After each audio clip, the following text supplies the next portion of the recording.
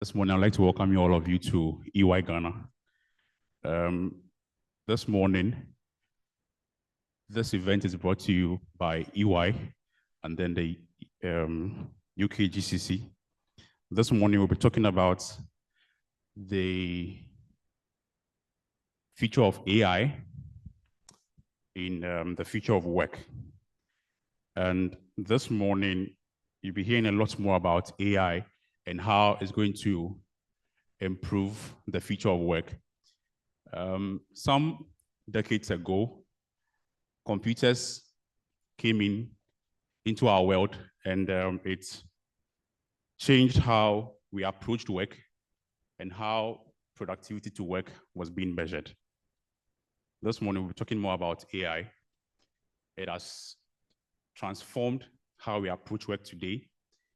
It has affected how we measure productivity now. And this morning, we'll be delving much deeper into how it's going to impact our work going forward. Once again, I'd like to welcome all of you to today's session. I would invite Martin Botti to give us the opening address. So Martin is an associate partner in the EY Ghana Technology Consulting practice. He brings deep expertise in technology, strategy, systems implementation, and advisory services.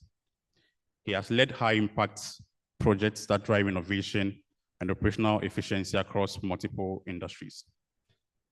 Ladies and gentlemen, without further ado, let's invite Mr. Botti. Clement, thank you so very much. Good morning. Good morning. I can't feel the energy. Good morning. Good. So, ladies and gentlemen, colleagues present here, and those joining online, I understand there are close to 40 people who are joining us online. I wish to extend a warm welcome to you on behalf of EY and our partners, UK GCC.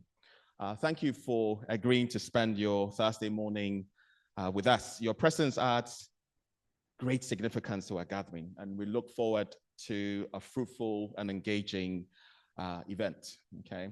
This morning, as Clement has indicated, we are beaming the spotlight on one of the most transformative forces of our time, artificial intelligence. We are already experiencing the disruptive power of AI in the way we live, work, and interact. So there's no need to belabor it. The AI market is currently valued at about $1.56 billion. And it's expected to grow to about $15.7 trillion by 2030. Over the years, different things have shaped wealth creation, how we create wealth. Before the 1700s, agriculture, okay? We were in an agrarian era. And so land equaled wealth. Then we move forward post-1700s, the industrial age, machinery determined how we make wealth. So those who had the machinery drove the wealth creation. Then in the 21st century, we've seen the magic of technology and how it's shaping what we do. The big question is, could AI be the driver of wealth creation going forward? It's great food for thought. We need to think deeply about it. And if we're taking it seriously, how is business leaders responding to AI? The response is very mixed. We have the deep skeptics who think AI will go nowhere. We've always had them. So they do nothing about it. They are also the dabblers. I mean, they know the power of AI. They just play around it, use chatbots here and there, but do nothing. They don't have either the knowledge or the courage to take it forward. There are also those who are opportunistic in the way they approach AI. So they see an opportunity to use AI as a tool to transform a particular part of their business, and they do it. but yet those who recognize the power of AI, that it's not going to take our jobs, it's going to enhance it, and it's going to actually improve our outcomes as human beings, and they're embracing it boldly. We as EY, we believe in the latter. We believe that everyone should approach AI that way. And why are we organizing this forum this morning? A recent industry survey shows that 97% of CEOs plan AI integration, but only about 1.7% truly feel prepared, okay? Same survey says 4 out of 5 CEOs recognize the potential of AI, but they worry that gaps in their understanding will impact the sort of strategic decisions they take. So clearly, you could see that people are not confident. There's a huge knowledge gap. It is in the light of these findings that EY and UK GCC have organized this thought leadership event. It is our contribution to bridging the knowledge gap by bringing together subject matter experts and industry players to share knowledge, experiences, and to build a community that will continue the conversation and empower participants beyond this event. The conversation will focus on 4 main themes: the role of AI in shaping the future of work, AI maturity and its impact on job roles, the evolving skills landscape, and then exploring strategies for helping people adapt and thrive in an AI-driven environment. Ladies and gentlemen, I urge you all to contribute, share as much as you can, ask questions, but more importantly, make friends. Thank you once again for being here, and I look forward to an engaging and thought-provoking discussions ahead. Thank you so very much. Good. Clement.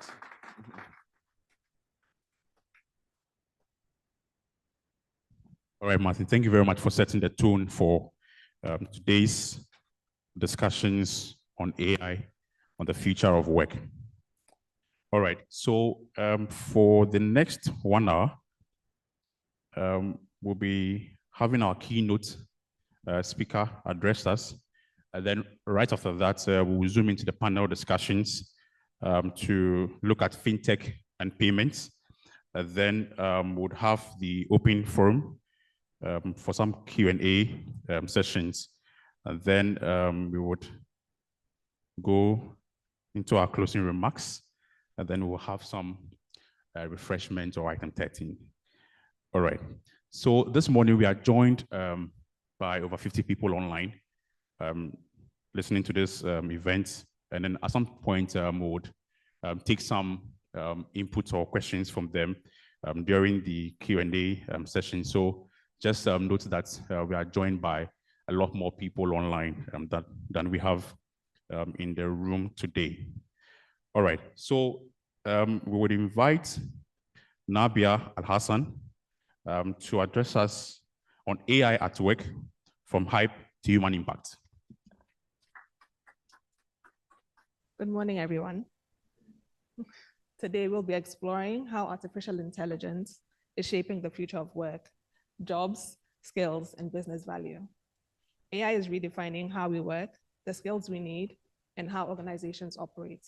It's estimated that by 2030, there would be up to 230 million new digital jobs in sub-Saharan Africa. As mentioned earlier, in this session, we'll discuss the role of AI in shaping work, how AI maturity impacts jobs, the evolving skills landscape, and bridging the skills gap. Today, work models are characterized by 3 ways of working. Manual work, where activities are performed without the use of technology. Digitized work, where technology assists with delivering tasks and activities. And intelligent work, where the use of technology drives work activities, such as with automation. Work has evolved from manual and process-driven tasks to data-driven. In the work model of tomorrow, AI transforms how tasks are performed, how skills are applied, and how people collaborate. AI-driven workplaces blend human creativity with machine learning to deliver smarter, more adaptive performance. Smart work powered by AI impacts three components. The function, where business operations are enhanced with artificial intelligence. For example, AI-assisted decision-making or improved predictive analytics. Advanced technology infrastructure and solutions leverage AI to deliver value and efficiency. In people skills, where humans are supported to deliver value. Next, we will look at AI maturity globally and its impacts on job roles. In the recent EY 2025 Work Reimagined survey, which surveyed employees and employers across 29 countries, it was observed that 88% of employees use AI at work for basic tasks such as search and summarization. AI adoption maturity can be classified into 4 stages. Early stage, where AI is mainly used to boost efficiency. Use cases include process automation and customer service chatbots.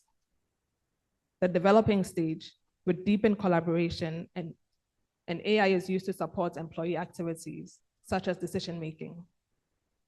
The advanced stage, where the use of AI is fully embedded in workflows and is used to augment human creativity. Finally, the leading stage, where the use of AI becomes a core capability. Across sectors, the adoption of AI is seen to be rapidly growing. The technology industry is recording the highest adoption rates, and finance not too far behind. Other insights from the EY survey highlight workplace concerns with AI adoption. Only 12% of the employees surveyed indicated that they had received AI training to a significant threshold in the past 12 months, resulting in maximum productivity gains. About 37% of employees highlighted concerns about losing their skills and expertise by over-reliance on AI.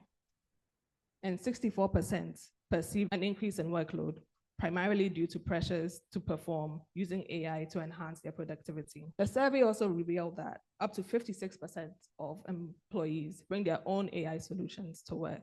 How can you assess the AI maturity level of your workforce? On a high level, you can use the following workforce maturity model to identify where you are and how to evolve your talent capabilities. The maturity model ranges from unaware, with a limited understanding of AI and skills, through to market leaders, where AI is embedded in the organization's ways of working and is used as a knowledge partner to deliver value. How can you bridge the skills gap? AI readiness is not only building technical competence within the organization, but also managing the change in culture.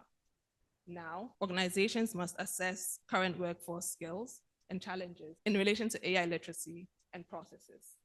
Next, there needs to be accelerated reskilling and upskilling to take advantage of the expected gains AI can provide. Beyond this, establishing a future-ready workforce and culture involves creating a continuous learning environment, designing hybrid AI roles, and using AI for good. To close the skills gap and drive transformation, 5 fundamental talent areas have been identified. Skills readiness: are employees ready for AI-driven roles? Which skills need to be developed? Training access: is skilling available and scalable? Investments in reskilling and upskilling are necessary to realize the expected gains. Cultural adaptability: can teams embrace AI collaboration? Change management should be at the forefront of AI adoption initiatives. Regulatory awareness: are compliance and ethics understood? Are measures in place to ensure AI is responsibly and ethically used? Industry sector expertise: are there domain and AI hybrid skills to deliver sector-specific innovation? While leveraging AI, it's imperative to prioritize employee well-being. This can be achieved through transparent communication, clearly explaining AI's purpose and expected impact on the organization, builds trust and reduces fears. Designing human-centric workflows that blend human and AI strengths to enhance employees' productivity and innovation without negatively impact engagement. Establishing ethical frameworks that embed responsible use of AI and protects privacy. And continuous learning and support, particularly measuring employee engagement and satisfaction. In bridging the gap, challenges need to be proactively addressed. Some challenges identified include limited time for employees to upskill, fears of job displacement and uncertainty, and the rapid pace of AI evolution may outrun training cycles. To mitigate against these challenges, the following strategies can be employed. Launch micro-learning and virtual AI labs, promote internal mobility opportunities, and create a continuous learning culture. In conclusion, AI is transforming jobs, skills, and industries fast. Organizations must treat AI adoption as transformation of both the business and people. Organization must blend strategy, skills, and empathy to design a sustainable AI future and embed ethical AI principles early to build trust and resilience. How can your organization prepare for the future of work with AI? Start small. Pilot the use of AI and refine based on insights and lessons. Embed ethics and governance in every step of the transformation. Build trust and transparency by openly communicating and measure the impact of AI beyond employee productivity. The lesson is start small and scale responsibly. All right.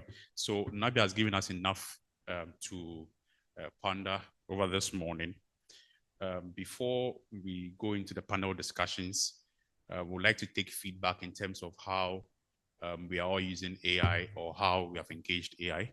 And then we would invite Elikem to facilitate this session in terms of how we are all using AI in our current work dispensation. Good morning, everyone. Thank you, Clement, and thank you so much, Martin and Nabia, for that engaged, thoughtful presentation. So what we want to do is we want to run a quick poll. The intent of the poll is to be able to get some insight from you in terms of your engagement with artificial intelligence and then how it will inform the panel discussion that we're going to have, okay? We are joined by a much larger audience online, and so we are going to get diverse responses and then very interesting insight as well. To do this, we are going to be leveraging your cameras. So you just take out your phone. Quite shortly, they'll put a QR code on the screen. Once you scan the QR code, there are about 5 questions in there. All we want you to do is to provide very brief, short responses to these questions. And then we'll be able to look at the summary of them and then see how best and how informed our audience are in terms of AI. But whilst we are waiting for the QR code to come through, maybe we can just do a quick poll by showing of hands. How many people are using AI in their work today? Maybe we can just show by hands. Okay, almost everyone in the room. Interesting. The bigger question is it AI that is governed by your institution, or this is AI that you are using by your own self? How many of us are using AI which is controlled by our organization? Okay, beautiful. How many of us are using it without an organization giving us the approval to use it? In fact, how many of you are using AI that your company hasn't necessarily given you the permission to use in your day-to-day work? Don't worry, your employers are not watching. Okay, so these are some of the feedback we want to get from our audience, okay? So my team, please help us. Let's put up the QR code and then we can be able to get some response. There's about 5 questions. And right from there, we have a team of seasoned professionals who are going to join us today to take a step down on this conversation of artificial intelligence in the future of work. To be honest with you, as Martin made mention in his introduction speech, years ago, computer changed the world. Years ago, what was driving the economy was land. Today, artificial intelligence is going to be leading a significant change in the near future. In fact, it's already here. And it would interest you to know that, as Nabia made mention, AI has been here for a really long time. The difference today, okay, so the QR code is up. So I believe our audience online can also see it, right?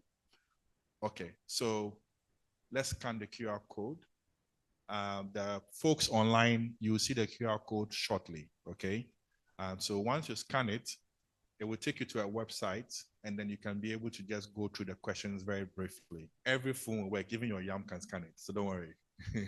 All right, so people's responses are showing up over here. So how often do you use AI in your daily work? Daily, every day. Interesting. Okay. Any more responses before we go to the next question? Often. Okay, interesting. I like the emoji. It says a lot. Okay, literally every second. Okay, very often. Okay, please, I'm curious to know what this emoji means. If the person is laughing, is he trying to say that if only you knew, right? Okay. What else? Okay, I think we can go to the next question. Is anyone having challenge responding though? No. If you have challenge, you can use AI to help you. Okay, so let's go to the next question. Okay, sorry, are the audience online able to scan the QR code now? Okay, super. So we'll just give a few seconds. Maybe let's go back to the previous question whilst we're waiting for those online to also scan so that Auntie can also scan. Okay, sure. ChatGPT. Hey, which one is that one? X-Heart GPT. Oh, okay, that's fine. You see, you are over-relying on ChatGPT. Anyway, so I'm looking out for the very popular ones. Gemini, exciting. How many have seen the Gemini collaboration with Cassava Technologies to make Gemini accessible offline in Africa? Yeah, this collaboration just happened yesterday. Anyway, let's see. Canva. Oh, Canva has AI. Okay, interesting. EYQ. That one is familiar. Okay. Perplexity, an interesting one. Grok, powerful. Okay. Chatbots, interesting. Okay. But I think so far the top ones are ChatGPT and Gemini, right? Copilot, okay. Copilot, interesting. Okay. So those online as well. DeepSeek, does that still work? Okay. So Gemini, Claude AI, is that real? Interesting. Okay. Interesting. So I think so far most of our audience are using more of ChatGPT, Copilot, and Gemini. And of course, it makes sense, right? Because these are the very big ones and the early starters as well. Okay, interesting. So for our panelists, this is giving us insight as to what our audience have been doing, and it's exciting to know this. All right, shall we go to the next question? I do hope that the online folks also have this, right? If not, what we'll do is that after the panel session, we'll come back and take it again for the online audience, okay? All right, next question. So the question is, what word best describes your view on AI and the future of work? This is a very important discussion in one word. What is that word that best describes AI and its impact or its impact on the future of what? Of work? What's that one word? Don't worry, if you don't have a single word and you need a couple of words, feel free. Intimidating, wow. Intimidating, wow. Efficiency, futuristic, transformative, okay. It is the future of work. Very bold statement right there. Okay. Some disagree anyway. Okay. Second brain, wow. You know there's an AI bot which has been built to complement or augment your thinking, right? Okay. What else is coming there? Oh, monotonous, second brain, intimidating, work, life, comfortable. Okay. I think so far transformative is winning, right? Okay, exciting. Oh, it will be someone said it will be overtaken by what? An assistant, expiring. Okay. Stressful sometimes. Oof. How many of us identify with that? I don't. Anyway, okay. So Julian says there's a keyword he's been looking out for, but it doesn't seem to be coming. And the keyword starts with an A. Oh, it's there now? Someone heard us talk. Okay.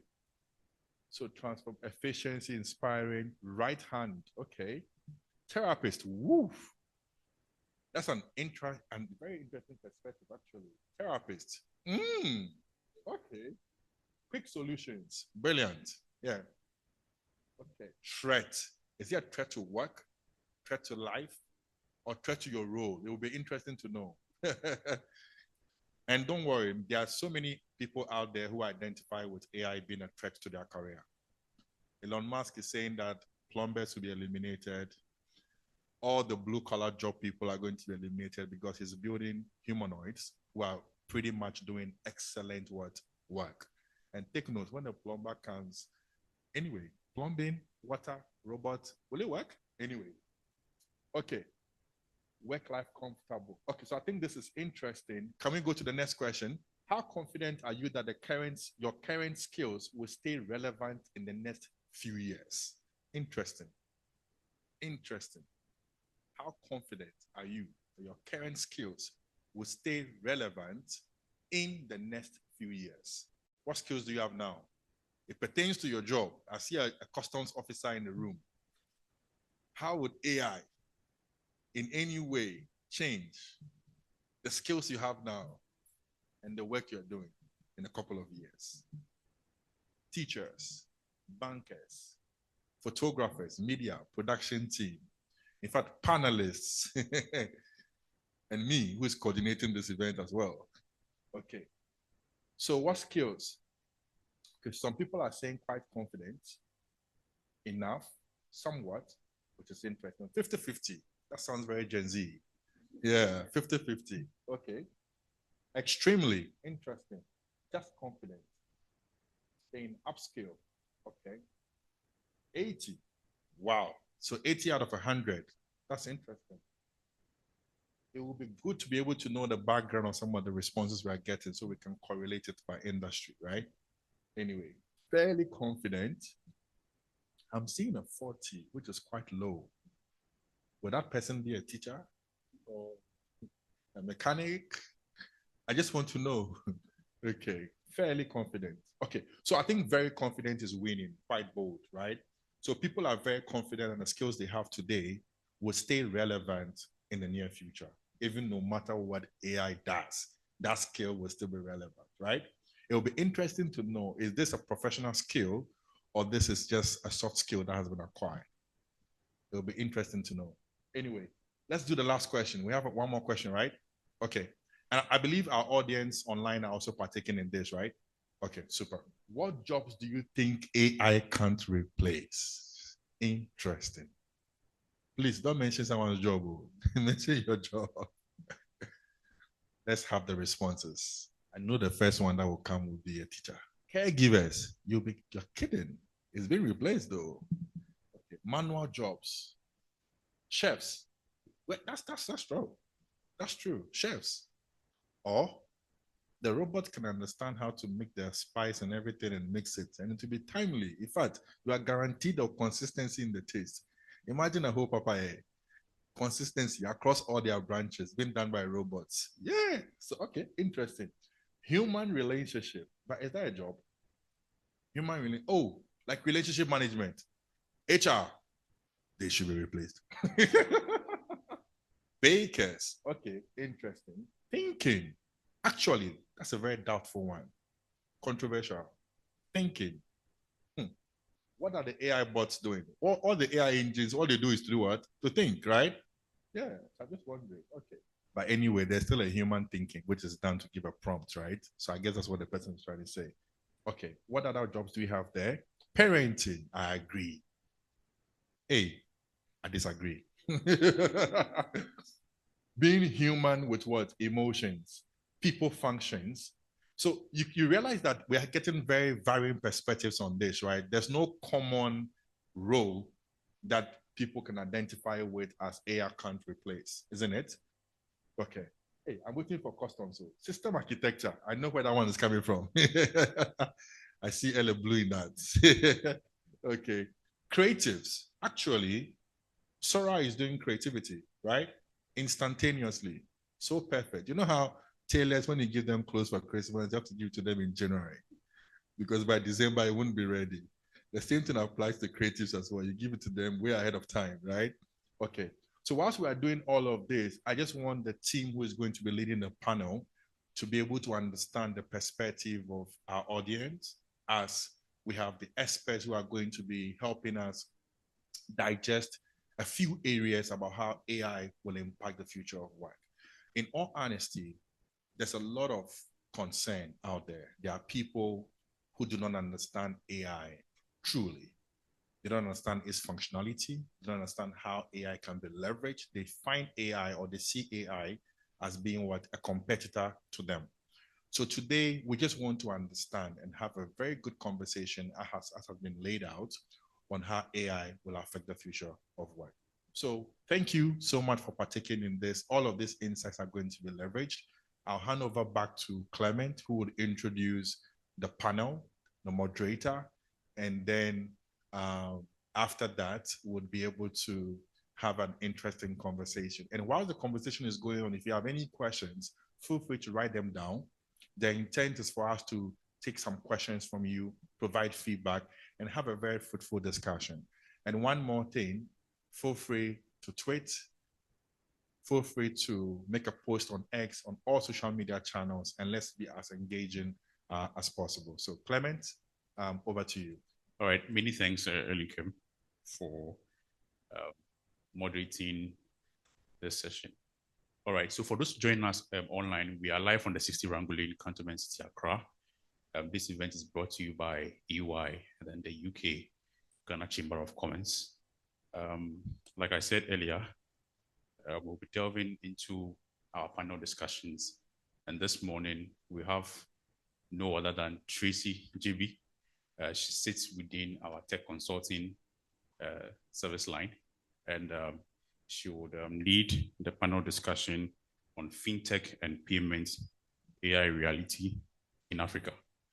Let's invite Tracy JB. Thank you very much. I hope you've enjoyed the session so far, or you are enjoying the session. Can I get some feedback, please? Thank you. So our panelists today bring diverse experience and expertise, and I'm super excited about the conversation we are about to have, and I hope you are too.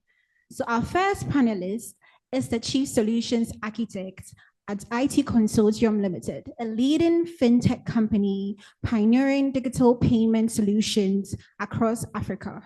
With over 2 decades of experience in systems architecture and product innovation, he has been instrumental in the design of TransFlow, the digital payments orchestration infrastructure that powers large-scale financial ecosystems across banks, mobile money operators, and government institutions.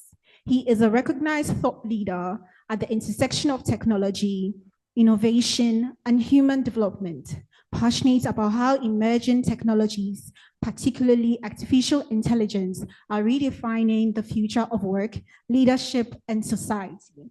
Ladies and gentlemen, please help me welcome Mr. Franklin Eliblu.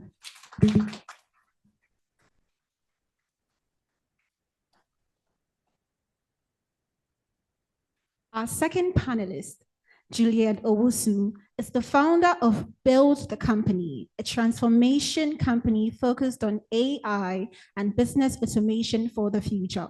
Through Build, he leads initiatives that empower organizations, entrepreneurs, and governments to adapt to the AI era with speed and vision. He is also the driving force behind Cactus Talent, a platform positioning Ghana as a global hub for AI-ready outsourcing, connecting businesses in the UK and beyond with elite African talent. As a thought leader on the intersection of AI, soft power, and Africa's future, Julian introduced the concept of the collaborative skills economy at the UK Parliament in 2025. Reframing Africa's role in the global workforce. His mission is to upskill Africa's people, embed AI into institutions, and turn cultural identity into a source of soft power leadership worldwide. Ladies and gentlemen, with a warm welcome, help me invite on stage Mr. Julian Owusu.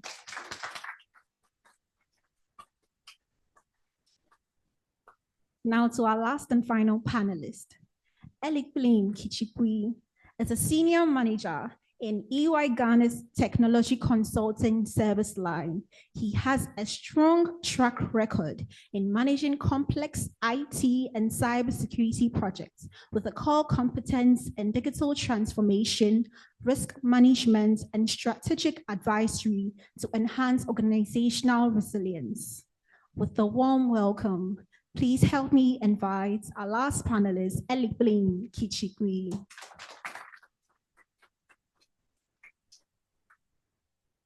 Thank you so much. Thank you, Franklin. Thank you, Julian. Thank you, Ellie. Okay, so before we delve right into our discussion, I have 3 simple questions for each of us, right? This is just to ease attention. It's an easy peasy icebreaker. So starting from you, Julian. What's one tech gadget or app you can't live without in your daily routine? ChatGPT. Why ChatGPT? Do you know what? It's literally my personal assistant at this moment. It knows everything about me. It helps me with all of my basic tasks. It helps me with the beginning of my thinking before I then think, and then I go out there. So it's speeded up my workflow. Okay, that's great. Mr. Franklin Eleblu, if you weren't working in tech or finance, what career would you have chosen? That swerved me. I was going to answer the same question. Oh. Well, I would have been a full-time musician. There's Really? no You question about sing? that. Yes, I sing. I play instruments. I write music, Oh, and that's what a lot of people do not know. But that's you have nice. to- Do you want to sing? He has to sing. Yes, please. Just the line. Just the line, He has to please. sing. Oh, who's your favorite artist? Favorite, I have a couple of them, but one of the favorites I have is Keith and Christine Getty.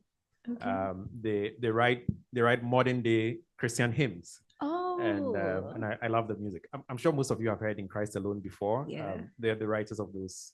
okay. Thank you very Yeah, much. thank Thank you. Okay, lastly, Ellie, what's the most surprising thing you've learned about AI in the past year? I was hoping to hear Shatawale. So I think the most surprising thing I've heard about AI is how long it's been around, right?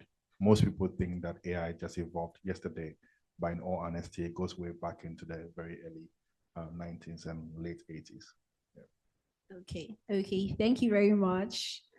So we are delving right into it. Our discussion will be structured around 4 key themes. That is practical use cases, barriers and trust, investment and affordability, and the future of jobs and workplace culture. So our online viewers, just in case you have a question, kindly make use of the chat section in the link. Yes, and we would address them during the Q&A session. So each question will be directed to each panelist. I'll mention your name so you're not confused. However, just in case you have something to add on, you have an additional insight, please feel free to let that flow.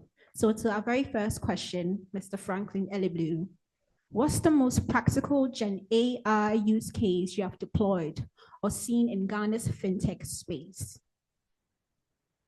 Okay, that's an interesting question. And I think I'll answer it in 2 parts, right? First, when you look at the Ghana space, there's AI being deployed in what we would call the customer facing applications. And then there is AI that is also being deployed in the backend efficiency driven automations, right? So when we come to the consumer facing or customer facing products, we're seeing a lot of intelligent conversational agents, right? So as I speak to you now, there are products that allow for engagement with customers at large scale. In fact, even today, there's a product that can allow you to, as a Facebook or social media seller, you can deploy an agent that will interact with your potential customers, go as far as guiding them in even making their payments, right? And I keep saying that the nature of our engagement with apps is going to change dramatically in the coming months. At the moment, apps are static menu items that you click and wait for responses. But things are getting very conversational and moving even into the stage of voice, such that now people do not have to be literate to use smartphone apps. In fact, you could speak ever and be able to engage with financial services at such fluidity as someone who was literate. The second part of my answer relates to the automation that is happening at the back end. We're seeing lenders applying AI to automate credit risk assessments and go as far as even delivering the loans. Okay, and that kind of efficiency we are seeing at the back end is happening in real time. In fact, there are entities in Ghana now, like us and others, who have deployed systems that are doing automated credit risk assessments, and these are live. All right, so those are two that I would like to mention. If as the conversation goes on, we may come back to it. All right, thank you very much. Julian, Ali, do you have anything to say, to add on? No, I think I agree with the conversational aspect of things. I think having mobile apps, it's not going to die, but I think people want to have more of a personal experience with the products that they're using. And when you look at Africa, for example, WhatsApp is widely used. And even us ourselves, we've just built an AI-powered WhatsApp platform. If you message my MTN number, it's AI. You're not talking to me. So we're moving into more of a conversational aspect of things. So I think that's a very good point. Okay, thank you very much. So to you, Julian, what's the first AI tool you recommend for a Ghanaian payment startup? So this is where I'll look at it. If I was a Ghanaian payment startup that was starting today, like fresh, I would look at things from a data perspective. And maybe the tool that I will use is not really an AI tool. There's a tool called Mixpanel. I'm not sure if anybody has heard of Mixpanel. Check it out if you can. Mixpanel, you basically plug it into your product, and it gives you data of how people are interacting with your product. So it will tell you what phones they are using, what is the size of their screens. It will tell you how long they're spending on each page. I think once you embed that into your product, you then have data, right? So when we look at AI, what is actually AI? What is it actually doing? What it's doing is it's taking historical data, bringing it together, and then giving you insights for the future. And it's predicting what people would do in the future. And that's what you want to have as a new product. You want to be able to predict what your users are going to do in the future so that you can design better experiences for them and kind of force them, if you're a fintech, force them to make a transaction, or just encourage them to make transactions at certain times or periods where they would have in the past. I hope that makes sense. So I would first embed a platform called Mixpanel, and then I would take that raw data and then plug it into my AI and let it give me real-time insights. Okay, thank you. So how will Mixpanel benefit someone in the rural area? It will benefit them if the startup is using it properly. I hope that makes sense. So if the startup, and I guess the founder, is leading by data, they can then, encourage them or give them recommendations based on where they are in the rural area. People think that Ghana is Accra. It's not.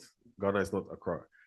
So you might have, average transaction data in Accra as people spending 800, 900 cedis a month on groceries and all of these things. But you go to the rural area and people are spending on average 90 cedis or 200 cedis a month, and they're spending it on ECG or water, right? So it's just about gathering that data and understanding who your people are and then designing products for them. And so what we should see is, instead of, usually you will see an app that is built and it's the same for like 5 years. It's the same. It hasn't been touched. With AI, what you should see is apps that are unique to different people in different areas. I think that's where we see it. So you open an app where you are in Accra, it looks different for you. Or you open an app when you are in Techiman or something, and it looks different for you. So I think that's what we're going to see. Okay, that's good. That's good. Thank you very much. Ellie, what's the realistic timeline for widespread Gen AI adoption in Ghanaian enterprises? I mean, I would assume that most organizations are already adopting AI at the enterprise level. There's a bit of hesitation from across the executives of these institutions as to whether to invest in it, okay, looking at the return on investment. But the most important thing here is knowing that to some extent, most people who are working in all of these organizations are using artificial intelligence already. So it may not be a conversation where the organization has adopted it officially, but even the staff are already leveraging artificial intelligence already. Now, I think in a couple of years to come, leveraging on the back of the AI policy that has been developed for Ghana, most organizations can ride on the back of that to build in-house or to develop their own AI strategy as to how it naturally would affect their businesses and impact their businesses. But I think within a year or two, we should start seeing more organizations embed AI into their organizational culture. Okay, thank you. So, Julian, how do you balance AI automation with maintaining customer trust? So this is the thing, AI can often become, with anything new, it can often become a buzzword where we feel like we have to have AI in everything. But I don't think we're at a point where everything needs to be automated. And when we look at customer trust and look at the market that we're in Ghana. Let's just say you have a fintech and you are targeting people in the market women. AI will scare them. Like it will scare them. They'll be like, hey, like this, So I think what we need to be looking at is how do we build automation in tangent with humans? How does humans work alongside AI? So you may be able to, and I was a product manager before, and when building products, we can really do anything, but ethically, we have to ask ourselves, should we build it? And I think we need to look at that from an AI perspective. Just because we can fully automate a workflow, should we do that in 2025? Should we even do that in 2026? Not everything has to be fully automated. And that's why it goes back to understanding your customer, understanding what they are expecting from a product and speaking to them on a human level to understand what you should be automating. So I think at this moment, it should be about 70-30, 30% automation and 70% human aspect of things. It's the same within an organization.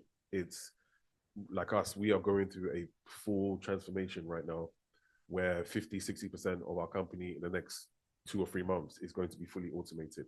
So the question is, the humans that are left, who are they and what skills do they have?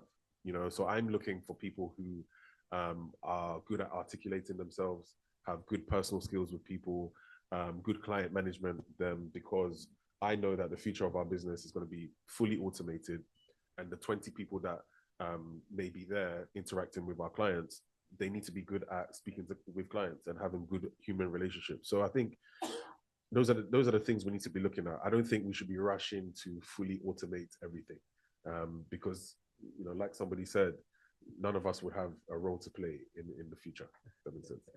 Okay. So just to add to Julian's point, I think one of the things that we also need to take note of is trust will dwindle when you present work products that were generated by AI as though it was generated by you. I think we need to find a way to be honest about what we give or what we sell, which is generated by AI. And that is one of the ways to be able to win customers' trust. And then another thing is we should have policies that are clearly written, all right, that we use AI as part of our work. I think it's about time that we boldly, people used to hide AI, someone will hide it in a corner and generate some statement and read out to you. And they get all the applause for it. But for customers, 2 things. Number 1, acknowledgement that you use AI. Number 2, customer data. In fact, AI is trained on data. So we also need to let people understand that you can't just take your customers' data with all their personal identifiable information in it and just dump it into AI and say, give me this output. When you end up doing that and one day someone goes to Google themselves and say, hey, what information do you have about me? Most likely the person will be surprised at the amount of information that is out there. And how did it get out there? It's just because they gave it to people of trust. And who are the people of trust?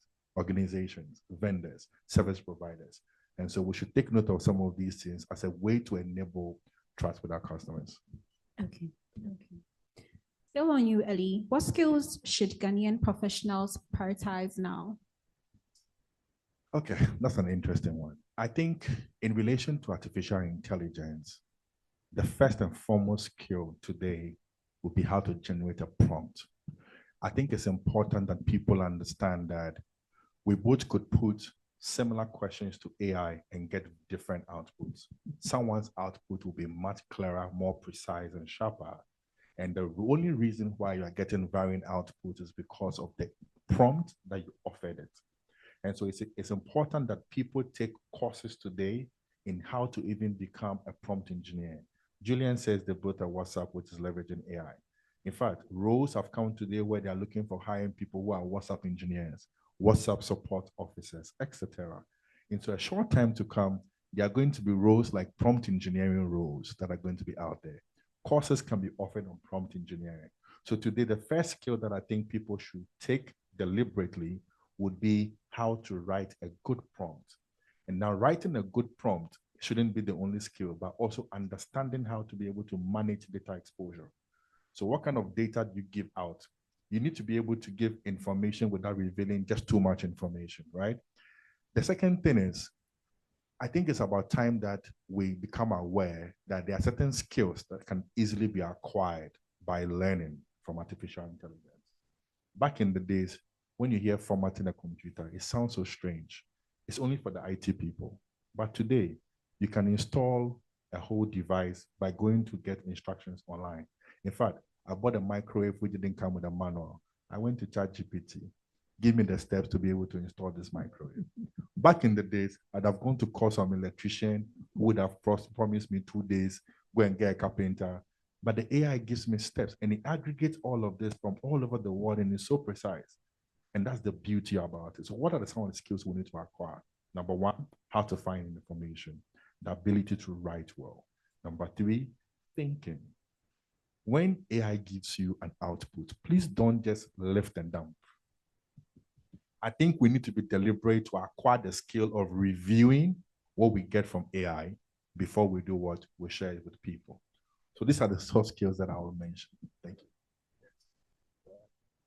I'm just gonna, everything he just said is valid 100%. I want to add another one, crucial, is our communication, right? We need to, and in Ghana, we're very humble, we don't want to speak.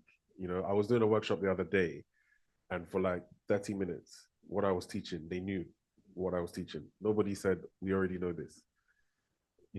I was just looking at their faces. I was like, I think they know this already. So I asked them, do you know this? And they're like, yeah. And I was like, why didn't you say so? We could have done something else. What I'm trying to say is knowledge is free now with AI. AI knows everything. And so the question that we need to ask ourselves is, if AI knows everything, what is your value? And I think we need to think about how we communicate, how we tell stories, our soft skills, and I call it our soft power. It's going to be invaluable. How you deal with people, how you communicate, how you sell your product, So I think we need to come out of the humble Ghanaian era to now our confident speaking era. And you can literally speak it. You can literally practice, take acting classes, take public speaking classes. It's going to be key in the future, key. All right, thank you, Mr. Elibu. Do you have anything to say? They have said all. Let's proceed. Okay, so I just want to reiterate something that I feel I see a lot of times, the pick and dump, right? We need to be very particular about that when it comes to our work. We need to make sure that we just don't lift whatever AI gives us. We need to read, first of all, understand what is being communicated and try and transpose it into our own language or into our own understanding. Thank you very much. Now, that's one big comment on that. We all have a voice in the way you speak, right? I don't think there's anybody in this room who does not use AI, and it's not a shame. In fact, I tell my colleagues that I do not expect you to spend 2 hours doing what you can get an outcome within minutes. That is not productive use of your time. It's not an examination, but there's something that you have, which is your individuality, your perspective, which is truly unique to you. And so even when I use AI, I read over the material and I realize this is not me. This is not my voice. I would like to recast it into my voice. And, Julian did say something. Sometimes you use AI to brainstorm, pick ideas, but let it still be you. Otherwise, truly, there's no value. I mean, the prompt you give can be given by 100 other people who have access to ChatGPT. Thank you. 1 million other people who have access to ChatGPT. So why should I actually pay you for something that is accessible to everybody. There has to be something more, you know. And prompt engineering, I believe, will not die. I mean, I've heard people say that, oh, nowadays, I can even tell the machine to generate the prompt that I will give to the machine, you know. But there's still value in knowing what to tell the machine to generate the prompt that you will give to the machine to execute for you, you know. So it's a chain, but there's still value at the starting point, at the human interaction, and that we need to hone our skills and harness it. What's on?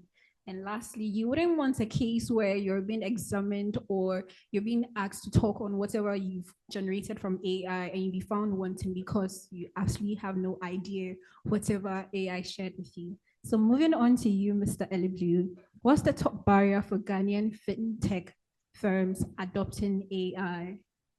Top barrier for Ghanaian fintech firms adopting AI? Yes, please. Well, the first thing is not technology, that's for sure. We are in 2025, right? One of the big barriers that I see is data fragmentation. All right. AI does not make sense without data to train.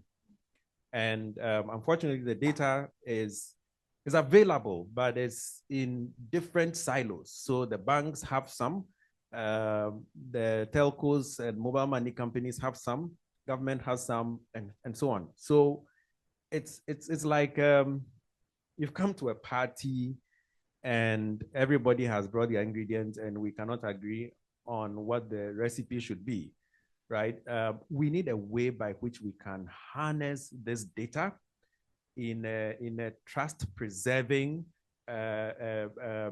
privacy-respecting way to make our models useful. So let me give you an example. Say IT consortium wants to build a credit analytics platform that will be able to accurately predict who is likely to default on a loan or not. Ideally, to do this, we would need data from the banks. They hold their accounts, they hold the people's repayment history, which is invaluable.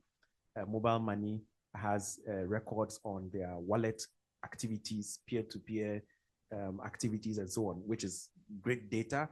The fintechs, we have data as well. Like when you pay your bills, we know. When you're paying utilities, school fee payments, we know. GRA has data, SNIT has data, credit bureaus have data. But I don't have access to all of these. And there's good reason.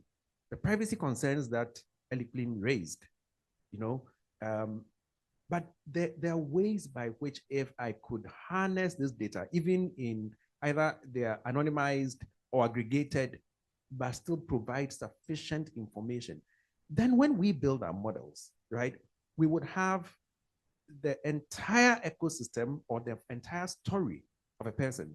And our models will not behave like they are seeing through one eye. What invariably happens is that an ITC or a build will create their model using the data that only they have, which is just a tiny slice of the entire ecosystem. And so the quality of our decisioning, people who could have been included are denied financial services. They will be denied a loan. Others who don't deserve it will get it, and that becomes a problem. So that's one challenge. The other one, I think that one is a self-inflicted thing. You know, when Martin was speaking, he alluded to that. There are people who believe AI is just another fad. In the same way that, you know, I don't know how many of you remember the era of 3D TVs, where we wore, you know, special glasses to watch a screen in 3D, and it was touted and hyped as, you know, the next big thing, and it came to pass. And there was Google Glasses. It seemed like every day everybody's going to be wearing some half thing. It came to pass. So the naysayers are looking at this hype and they are saying, look, this thing, it will come to pass. It's just a hype. But with a wait and see approach, unfortunately, in this time, we're not just looking at a tool. We're looking at something that is actually assisting or augmenting decision making. And that's a different category. Those who think wait and see is the winning strategy will wait. And they will see. By the time you see, the competitors are gone, and you know, you cannot catch up. So those are the two main barriers. One is access to, you know, data, aggregated data or comprehensive set of data sets that we can use to make AI better for everyone. And then two, people's personal, you know, cultural habits and character. Okay, thank you. Felicia, you have anything to say to Adam? All right, this is just a gentle reminder to our online viewers. Can you put in your questions in the chat section, and in due time we will address them. Likewise, to our audience right here, please put down your questions, and during the Q&A session, we will attend to it. Now, moving on to the next section. Mr. Eli Blue, I have $100 for you, but I want to ask, if I'm to give you $100,000 to invest in AI, where will you allocate it for maximum return on investment? I hope I get a cut though. So you have $100 for me or $100,000 for me? $100,000. Okay.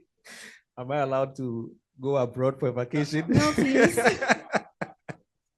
For research, I like that. Go abroad for research. No.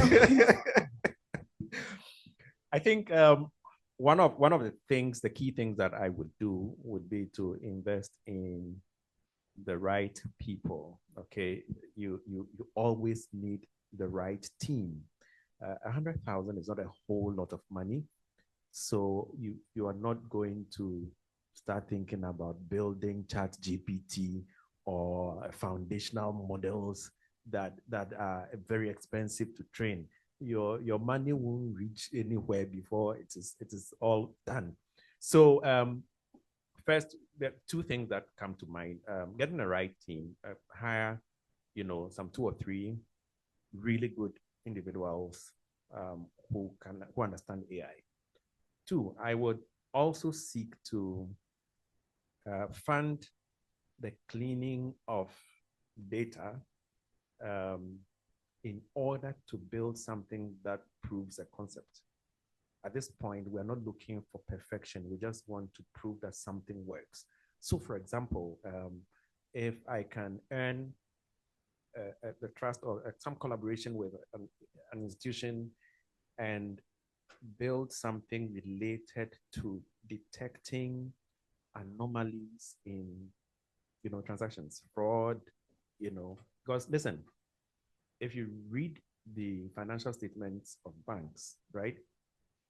Some banks have had like hundreds of millions lost in a combination of fraud and non-performing loans and so on.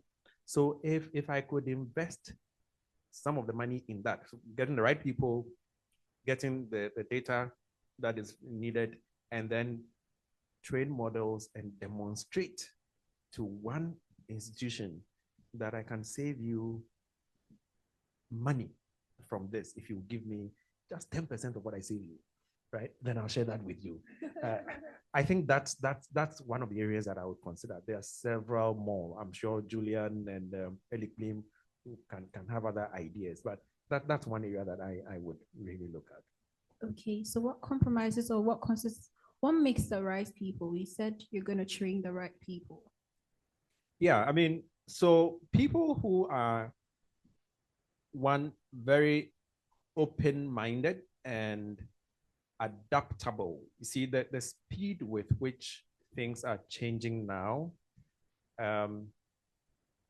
we need to move at the speed of, in fact, this phrase was coined by Bill Gates, a business at the speed of thought. Now, even the thought is slower than we're getting from the machines. I mean, if I give you an essay to write now, your thinking is slower than what the machine will do. So people who are able to augment their skills using AI I mean, don't be shy to say use AI. People who are able to augment their skills using AI, people who are willing to learn and explore. That category of people are really valuable. And they're the kind of people that will go for. Of course, they must have tenacity and all of the things that are required, but adaptable, high acceleration in learning new things. Julian, do you want me to give you a cut? Oh, yeah, good to go. Okay, to your question, what's your strategy for making AI solutions accessible for Ghanaian SMEs? So our real life strategy now is, and I like Nabia's presentation. I think in one of her slides, she had a pathway to AI literacy. In the second point, she had upskilling and training. And for us, that's our focus now. We've just spent a lot of money on a new AI facility in Chado. It also doubles up as our office. It's the Build HQ.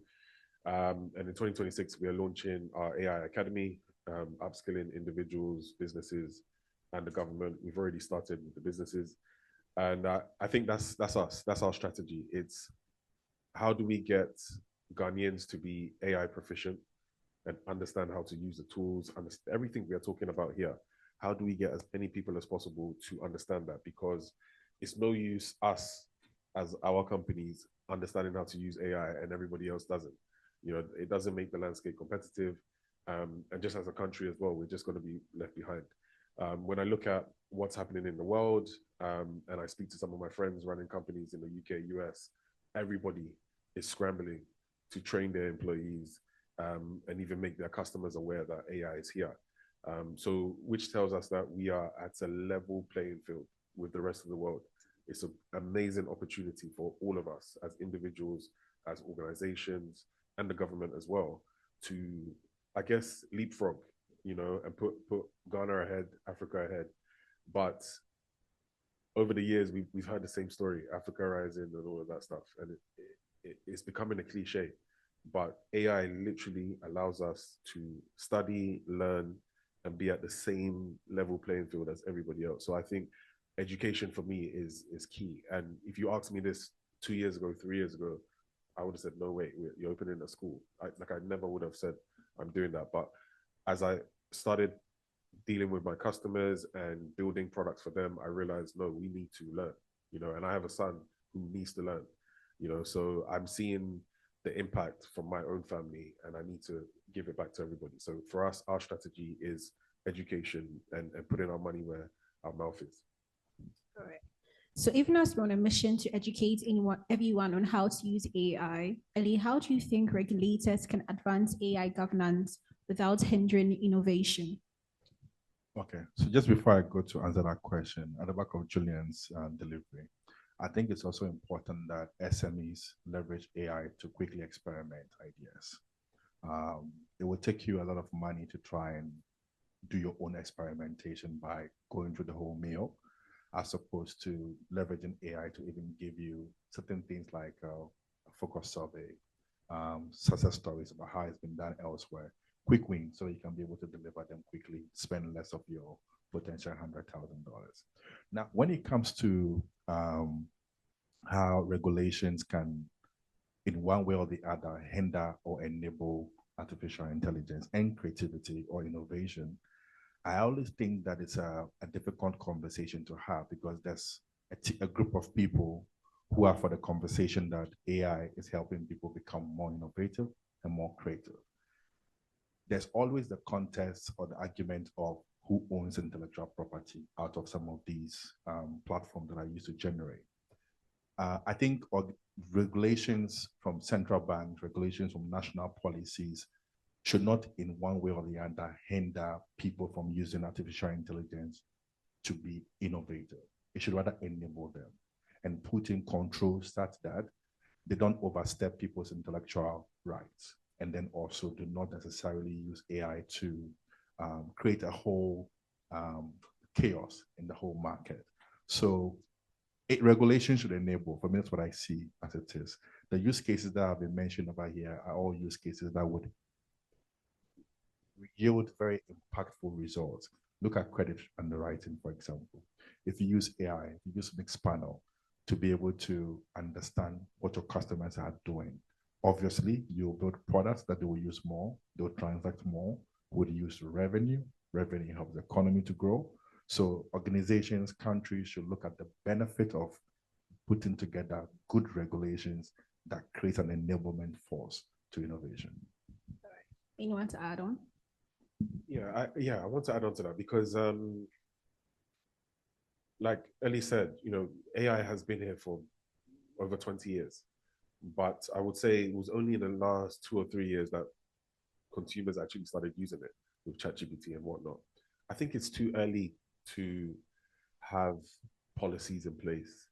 I think regulators need to collaborate with people who are building and just have constant conversations with them.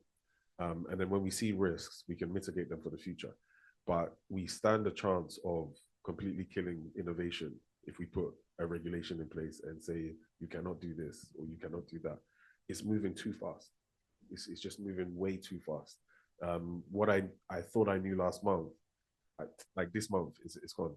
Yeah, no, absolutely. Honestly, that's how fast it is. So imagine there was a regulation at the beginning of this year saying we cannot do this. That would be crazy, and what will happen is innovation will stop in Ghana and other countries would leapfrog ahead. And I think if you look at the job of a regulator, is to be side by side with the innovator and work with them. But the moment the regulator goes ahead of them and stops them, innovation stops, and AI is too powerful to regulate at this moment. So I think it's more everybody needs to humble themselves and learn and collaborate. That's where we are, that's the truth. Yeah, to add to Julian, I like the imagery that says the regulator sometimes appears to be someone stepping on the brake pedal while you're trying to accelerate. I'm not saying that is what they are. I say sometimes they appear to be like that. But the regulator should be like a seatbelt, right? That allows you to accelerate, but you're protected. Okay, and if we have that attitude, then the regulator will work hand in hand with the innovator rather than forcing the innovator to slow down at every stage of innovation. I mean, what we are seeing, we have never seen before, and the world is never going to be the same. So yes, I mean, the regulator should not be unaware, but they should also provide room for experimentation. And there's a sandbox that is there, but we should encourage innovation. Otherwise, indeed, Ghana will be left behind. Okay, so even as we are encouraging innovation and encouraging people to use AI, now it's this very last section. Do you think AI will eliminate or evolve jobs in fintech? Well, I do not think so, but there's always a caveat. The goal of AI is not to eliminate people. The goal of AI is to eliminate inefficiencies. And that is a very important distinction. So if you have to be part of the inefficiency bunch, then you will be replaced as well. What you should do is to find yourself on the side that creates the power to harness AI. And what do I mean? Look, at the moment, most of our use cases for AI are the things that we don't even like to do anyway. Repetitive, laborious reconciliations that are happening over and over. We don't enjoy those things. So we're happy to pack it and let AI do that. And several other things. So from the beginning, AI is already doing some of those things. Now, does it mean then that I fire the guy who was doing that job? Even in coding, engineering, right? We have lots of what we call boilerplate code that will always be like that, and AI is able to churn those things out in seconds. Doesn't mean I fire the guy. Here's the thing. If I give AI into the hands of one engineer and he can do the work of 3, that is an opportunity. What if I give AI to 10 engineers? It means that my company suddenly has a capacity to deliver value at 3 times what was previously possible. It's the myopic, those who can't see far, who decide that, okay, now if one person can do the job of 3, then I'm going to downsize so that you remain at the same level as you were. Why don't you, accelerate your own growth? So that's one way of looking at it. On the other hand, AI, as I said earlier, is not going to replace people, but people who harness AI and supercharge their competence just may replace people. All right. So let's, on this point, I come back and say, let's all embrace it. Experiment with it every day, 30 minutes. Play with it, get conversant with it, and every day something new comes up. And I'm not even able to keep up. I have subscribed to all sorts of things, and every time there's something new, I'm like, where are we going? So just jump onto it, jump onto the bandwagon, and you'll find your niche. Can I ask a question? 10 years ago, did anybody know what an influencer was? Or even a social media manager? Those roles didn't exist, like literally did not exist. But because of the rise of social media, those roles have come. And a social media manager is a proper job. Like they're working, they're looking at data, they're really working. I think there's new roles that are about to come that we have no idea what they are. The question is, how are we preparing for those roles? And honestly, the only way you can prepare for these roles is by practicing, using the tools, to find out what the gaps are. At the beginning of this year, people were talking about a prompt engineer being a role. I don't think that's a role anymore. We're in November. That is not a role. It's not a full-time role. But at some point, we thought that was going to be a role. So there's going to be millions of brand new jobs that are coming, but they're only going to be available to people who have been paying attention, practicing with the tools, and are curious. The people who are not paying attention are not going to be ready for those roles. It will be impossible for you to catch up and understand what's going on. And you'll be taking courses with organizations who are going to be predatory on people who have not been paying attention. And that's going to be new businesses coming as well. People selling courses for people who have not been paying attention, So yeah. Awesome. So in summary, we are being charged to make good use of AI. We are being charged to study and embrace it. In that way, or let me say, those who are able to embrace AI may in the end up replacing those who decided to lay back and not embrace AI. All right. So the words are wise, they say is enough. To you, Julian, what's your advice for SMEs fearing AI is too expensive or too complex? Where do they start? Sometimes I'm using various different tools, and I think to myself, we should have our own version of this, or this should be charged in cities, or there should be an option to charge in cities. I don't think we should be fearing these things. I think we should be seeing it as an opportunity to build our own versions of these products that are quote unquote cheaper. It's an opportunity. But if we look at something and say, oh my gosh, this is too expensive, what are we going to do? We don't have money. It's an opportunity for you to build the platform that you are looking for. If you see something that doesn't work properly, or it's too expensive, or it's too big, too chunky, that means you should be building it. I hope you see the opportunity. So I think our mindset needs to shift from a defeatist mentality to a builder's mentality, and more as entrepreneurs, and we can come together as groups and build things. So I don't think we should be looking at things as, oh, it's too expensive anymore. No, AI allows you to build fast and build our own versions of these things. Embrace AI, build your own version of these things, lazy. Okay, last question to you, Ellie. What cultural challenges have you encountered in AI deployment? Sorry. Okay, sure. I think one of the first challenges would be localization of artificial intelligence. As it stands today, it's only those who are literate enough who are able to interface with artificial intelligence as much as possible. So what's happening to the people who are not, in the very limelight of technology? How do they benefit from it? So I think when it comes to payment, the first thing is to leverage AI more on the processing side of things, as opposed to the front-facing side of things. When it comes to payments, I think it's easier people want a more cohesive experience, more of a beautiful aha moment. And so, number one, leverage AI in processing data. Number two, as has been mentioned already, don't just build static products. Build products that are personalized based on your users' preferences.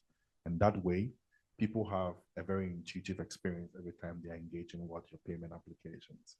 When it comes to other cultural challenges, I think that Julian has said it and nailed it. It's almost about people's mentality of being scared to try new things. And I think that it's about time we adopt. When I was younger, I used to spend a lot of time checking career pages for Google, Amazon, and all of them. Do you know why? I want to learn new technologies. So at the time where they say, okay, I used to ask myself, if I was to apply for this role, would I be hireable? If I'm not, what are the technologies that I need to learn?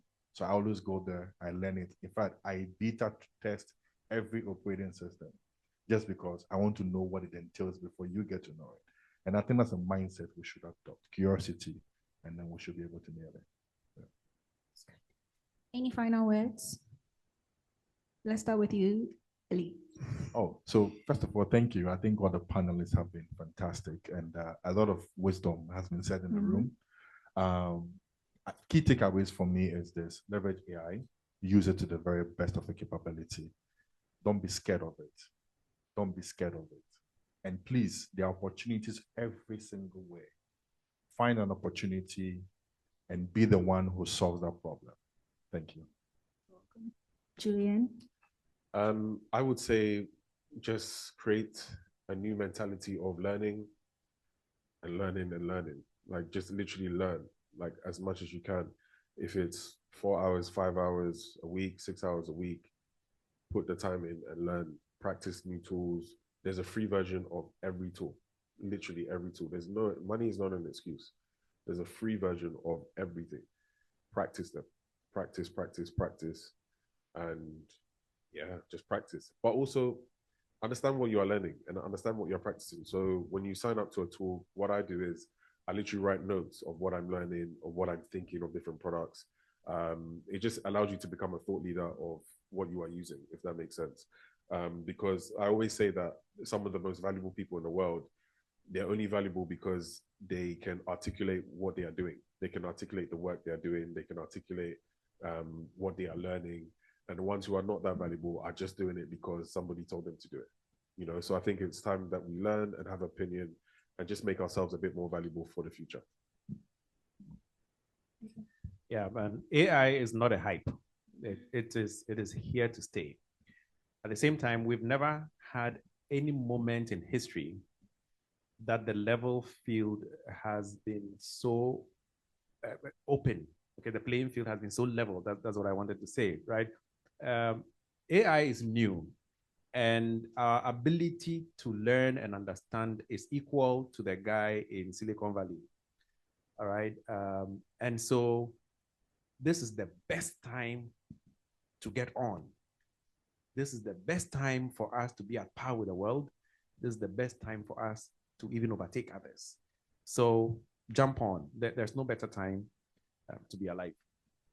That's awesome. Embrace AI, learn, practice. Make sure you understand and jump on.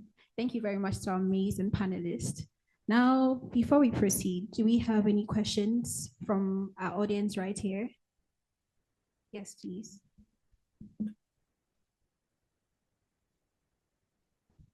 Yeah, My name is Ruben coming from Ghana Customs. I have several questions and several comments. So if you don't mind, you can sit down. Are we in trouble? Yeah, my first comment is about regulation and regulator and the fear of persons in the eco space or AI space about regulation. But what I want to say is regulation should be looked at from this side.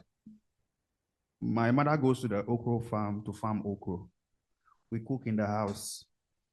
Nobody asks you FDA permits. She moves the okra to a shaman market to sell. Nobody asks you FDA permit. You are still producing. And the moment you try to package that okra and put in the shop to sell, you have to get a FDA permit.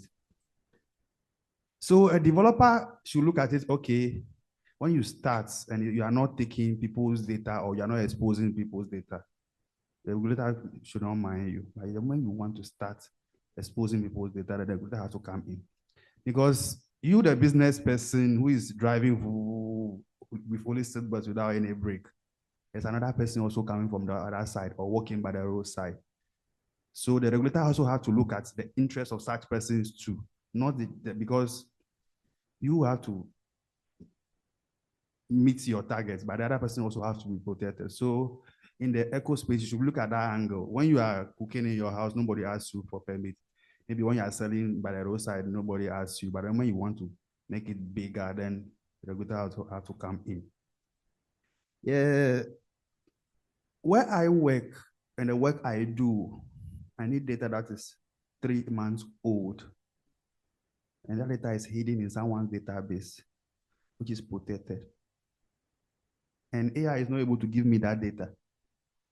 I don't know whether I cannot enter that place or they will either give you very old data, which is virtually not useful.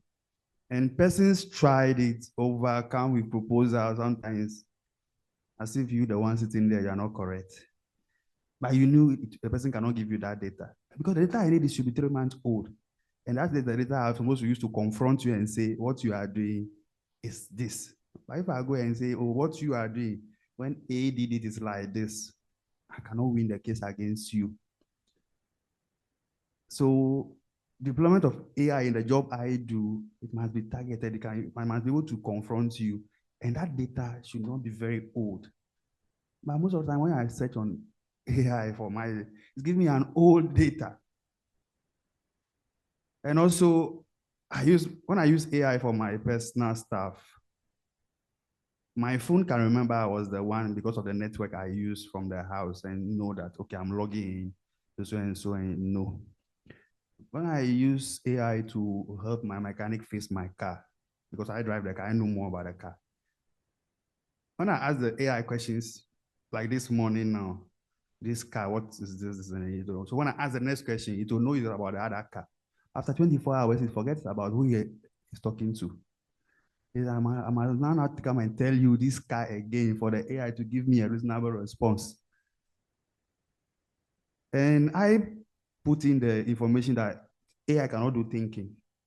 My brother Ali came, rejected it, but he went around and brought it that thinking must be done by you. So that is it. And how can government deploy AI when it has employment pressures to meet? That is one of my concerns too, because he has to employ people. You were saying efficiency, but anybody who sells AI, they will sell efficiency, but it will lead to persons being unemployed. And government must deploy AI too. So how will you deploy without laying off people and if you employing more people? Because we all know government is the biggest employer in Africa. Most of you here are employed by a government because the product you sell it to government. Not people, most people who do consultancy, every other thing, they are selling to government. Okay, yeah. Can I answer those questions? Yeah. Some of them. First statement that you mentioned about cooking and whatnot, normal. The moment you scale anything, it becomes a risk to the public. Yeah. And so regulation is needed. Yeah. So yes. The second thing was around, what was the second question? or the second statement? Okay. I said the you work said I that- do, I yeah, need very you're- current data. Absolutely. And it's hiding in some databases somewhere. Listen, when Kwame Nkrumah did some things to allow us to be able to be free and do what we are doing now. Martin Luther King had to do what he had to do for Americans, Black Americans, to be free. It's the same with AI. We think that AI is coming to save the world, but we might need you as a custom officer today to go and force people to release that data so that people who come after you have access to the data. Does that make sense? So where you see your data, you said the data, you get data 3 months old, right? But they're not releasing the data. Is that what you No, said? it's not a person who is entitled to read. The person is having a database where you have to pay him to access that database. Right. Okay. So you can be the advocate to try and reduce the prices or get it to be free. And your job is to convince them to see the value of releasing their data for free. I hope that makes sense. Somebody has to do it. You've seen the problem. I think you should do it. You see, example, I want to ask, there's a database being held by the Chinese or the UK government. Yep.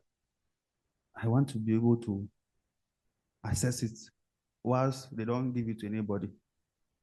They don't give it to anybody. Why do you not want them to give it to everybody? No, they don't give it to anybody, and you can't force them. It's their policy. Yeah, you need to be an advocate to speak to them to release their data if you really need it.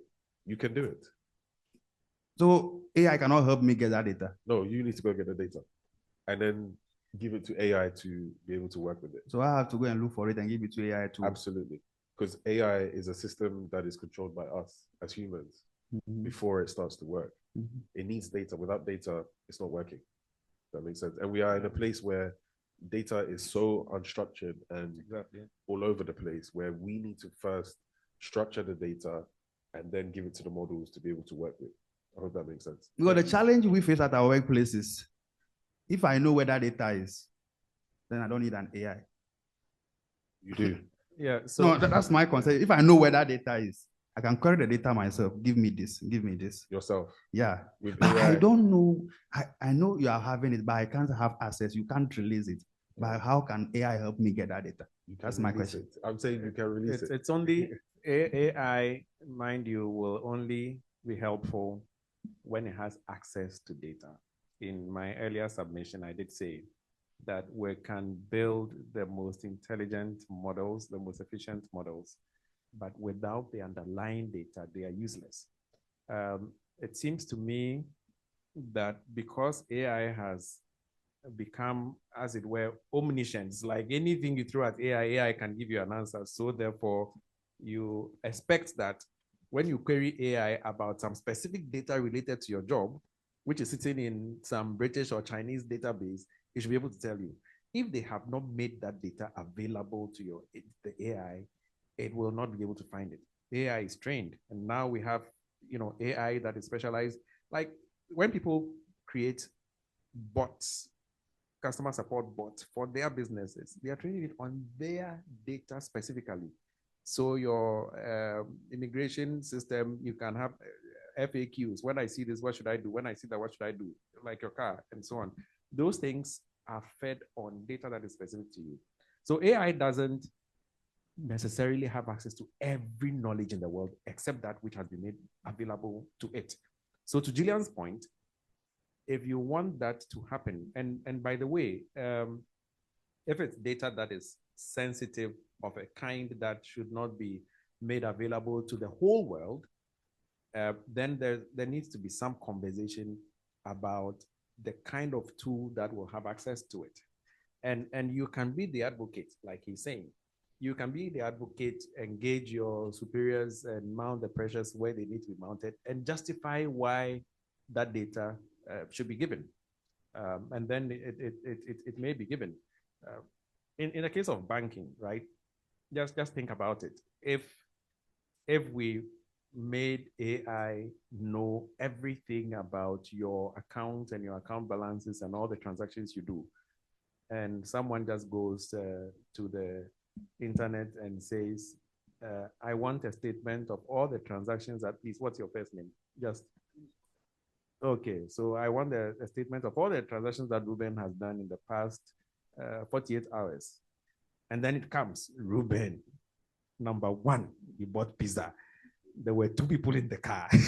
Number 2, and all that. I mean, that's not the kind of information that you want, to be out there. You paid school fees, you did this, But for useful, helpful information or use of this, if it is to aggregate data for us to observe trends so that we can help you solve a certain problem, we may not need to know everything about you, Ruben, in particular, but just metadata and information that is helpful to create a solution for you.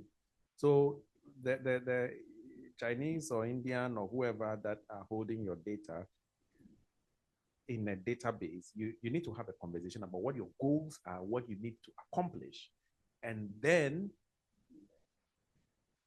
Bobby, I mean, government, your superiors, your subordinates, you can put together a case and they may just listen.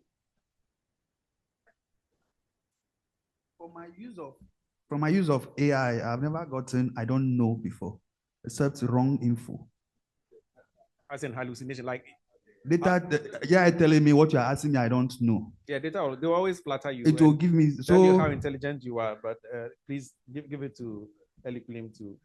Thanks so much for your question. So you're right. AI won't necessarily tell you, I don't know. Now it will in some way, all right?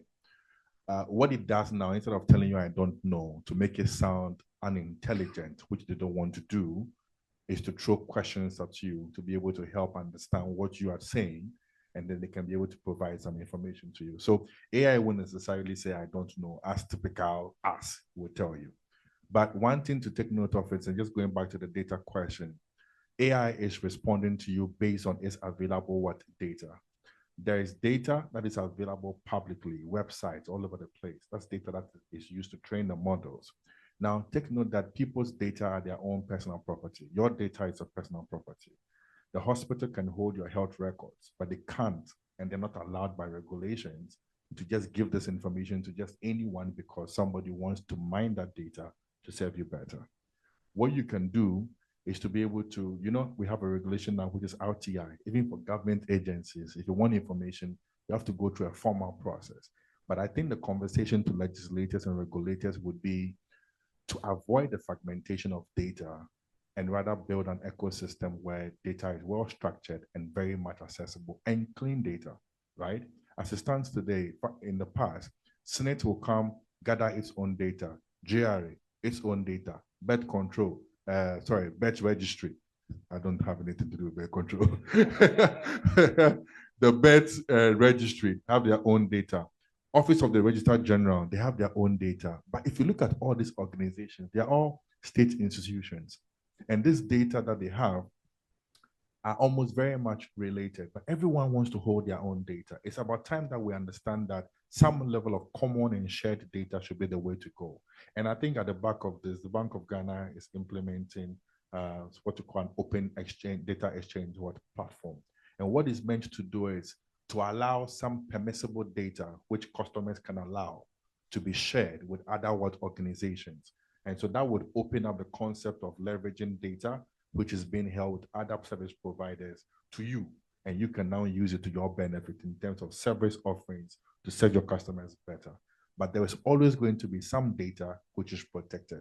I'm sure you don't want your health data accessible to almost anybody in this room, but very valuable questions.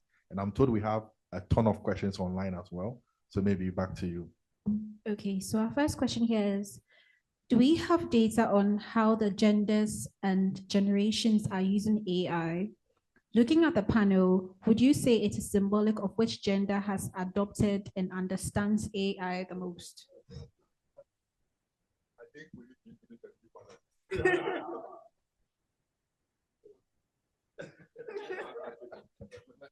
to let me make an attempt. So I think for just gender neutrality in the paneling, we have the moderator who is chairing the whole conversation, being an AI pioneer. So that gender conversation. But on a more serious note, I think it will be interesting to know what the data looks like in terms of people who have adopted AI the most from a gender perspective. And so I'm sure we have some research that we can be able to share later with the audience in terms of which gender seems to be adopting it a bit more. Yeah. All right. How important is context engineering in addition to prompt engineering? Right. Yeah. I mean, so context drives outcomes, right? And that's really the way AI works. So, and that is, in fact, they go hand in hand.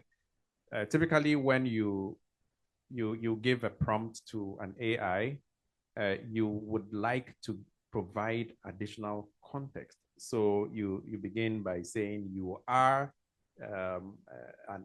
whatever you are in a certain role, and so this question should be addressed from the perspective of a strategist or a chief executive officer or an immigration officer. You know that. Sorry. Okay, yeah, or from the perspective of a customs officer, that immediately narrows down the universe of information that the AI is going to query. All right, so there's a place for, but the context is extremely relevant when it comes to prompt engineering. I think Elikem wanted to add to that. Okay, so context is key, as Franklin has alluded to. Why so? I think first of all, what it does is to allow you to personalize your use of artificial intelligence. Okay, so he did mention that everyone has a tone and a demeanor in the way they communicate. AI wouldn't necessarily know that, but to avoid you to repeatedly keep saying the same thing, rewrite the language in a more civil way, in a more personalized way, what you can do is to put together what you call typical context structure. And anytime it's generating content for you, it uses this context to be able to generate it for you. And also there are certain things that, for example, let's say you are a journalist. You want to generate content that doesn't have certain languages in there. To avoid the repetition of these things, it allows you to define the parameters of what context to take note of. If you want Ghana first content, you provide that context and it will suggest it for you. The content is very relevant to what content the AI engines will produce. And actually, the tools like ChatGPT, Gemini, even allow you to constrain the context as a setting. You know, it doesn't have to be for every request, but you can go there and indicate the type of person you are, you know, the kind of responses, the language, and so on that is provided. So these are tools that we can explore and customize for ourselves. All right. Moving on to the next question. It says, great presentation. Recently, I watched the National Science and Math quiz and it was very entertaining. My question is, with the rise of AI, would you encourage us as a country to promote such programs? Do you know what? It's funny because I spoke about this at Parliament. This was so bad. I know people who went to Prosec and all of these things. I know it's like a national thing. Honestly, I hate that show. The reason why I hate the show is because it promotes memorization. These kids have just memorized the curriculum, right? And that's not a good thing. You know, what is 12 times? And then the kid knows the answer already. They haven't even finished asking the question. The kid knows the answer. That's not good. You know, and it goes back to what I was saying before. If AI knows everything, AI now knows all the answers to everything in that quiz. So these kids, what do they need to be learning to be valuable in the future? My son is nearly 2. I think he's going to be studying for 2 hours a day with AI. The rest of it, he has no toys. Seriously, he's in the garden, gardening and just doing random stuff because I need him to understand value outside of tech. So instead of him having an iPad all the time, I want him to use the iPad to learn, and then the rest of his day is to just play and be a child. I think we need to get away from memorization as a country, because even now, sometimes I'll ask somebody a question, they will have an answer. But when I ask them how they got the answer or why, that's it. They can't answer anything else. That's a problem.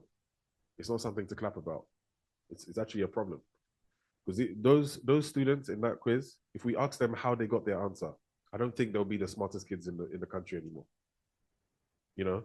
So we need to get away from that quiz. I'm sorry about, yeah. I'm sorry to the lady as well, the lady who runs that, please.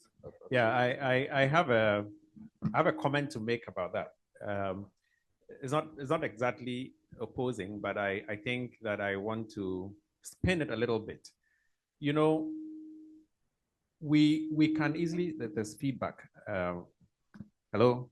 Okay. We can swing to one extreme that says, since AI knows everything, there's no value in school at all.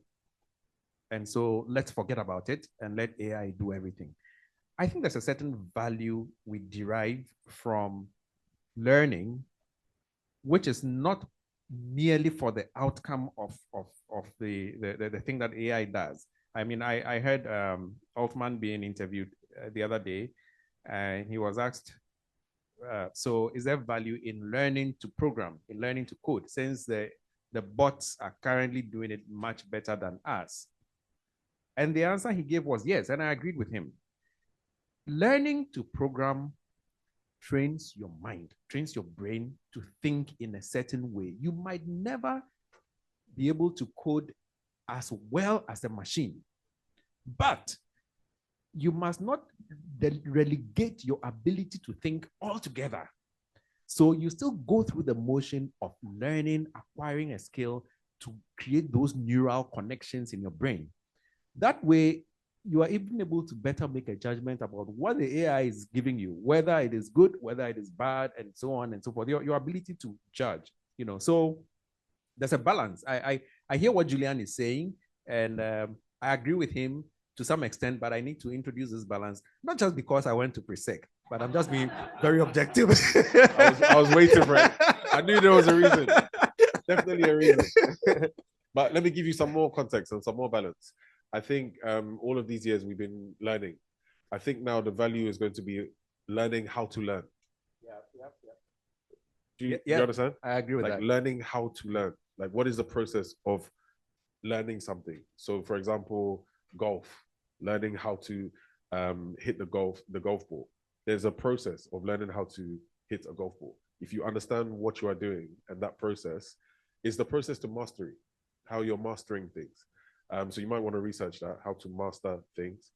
Is I think that's where the value is going to be, because what you will realize is learning how to do something and learning how to learn a new skill is the same. It's the same process. It's the same process to mastery in anything. You know, so I think if we understand what that process is, and just to give you a context, at the beginning you don't know how to do it. It's boring. You want to give up, but then when you keep on going, you probably hit one ball, or you probably get one thing right. And then if you keep on going even longer, you start to master it. That's learning how to learn. And that's going to be valuable, because in a world where a new tool is coming out every month, you need to be quick. You need to be fast. You know, it's no longer valuable to know how to do one thing for 10 years. It's more like 10 months now, or 10 weeks. Yeah, exactly. Yeah. All right. So the next question. You want to add?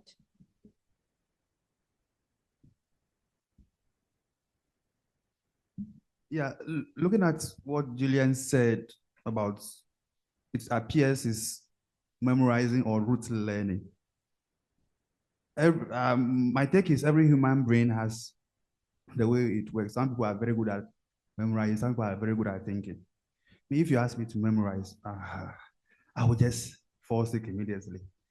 I have an exam to write next year, and one of them is to memorize. Anytime I think about it, I just. But the question is, how do you know 1 + 1 is 2? You memorize it.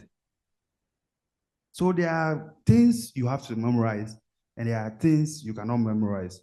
So, and when you look at the questions they ask them, sometimes some stages come in that quiz where they can't memorize.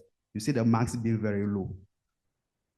So when you watch it, so it at each stage and what questions you can answer and what is required of them. But since it's machine learning, who will the machine learn from? The machine will learn from the one who memorized. I think this is a deeper conversation around education and even a quiz, to be honest, a multiple choice. I think in a few years, that's going to be gone, if that makes sense. So I think education as we know it is about to change. Absolutely. Yeah, it's about to change. So my question is an AI different from a risk engine? It's an AI. I've set this risk engine in place so that when it sees you, either it stops you or say, okay, you are okay, go.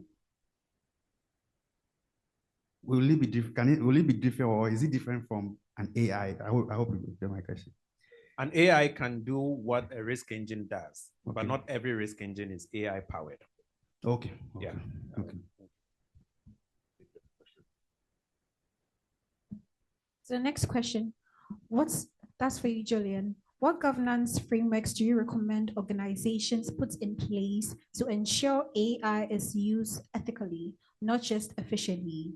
How can employees be trained on this? Yeah, that's a good question. The answer is I don't know. And we are exploring that now. Like I said to you before, building product ethically, we can do anything, but should we do it? Currently, my focus is on restructuring our operations to know who is working with which AI agents and who is working by themselves. Once I've done that, then I'll know which type of policies and things we need to put in place. But definitely, we will need to put some things in place. Even like your basic ISO and stuff like that. I don't know if you know about ISO certificates and stuff like that, but just the basic aspect of, should people see my team members ChatGPT? Should they see their screens? Things like that. I think we need to make our employees more aware of. But in terms of which policies and governance, I think we're too early. I think we're too early. I don't know about any other organizations, but for us, we are too early. We are currently focused on which roles are going to be automated, who is going to be working with AI agents, even me, how I lead a new AI automated organization. Like, we're focused on that at the moment. I think it's too early. Yeah, it's too early. Okay, that's fine. Okay, so now we have 1 minute to respond to each question. Okay, so the next question, how can AI literacy in this part of the world see a drastic shift from amassing knowledge into coming into creative solutions and discoveries that suit our needs and by extension, the world? Would you want me to take that again, please? I think it's fine.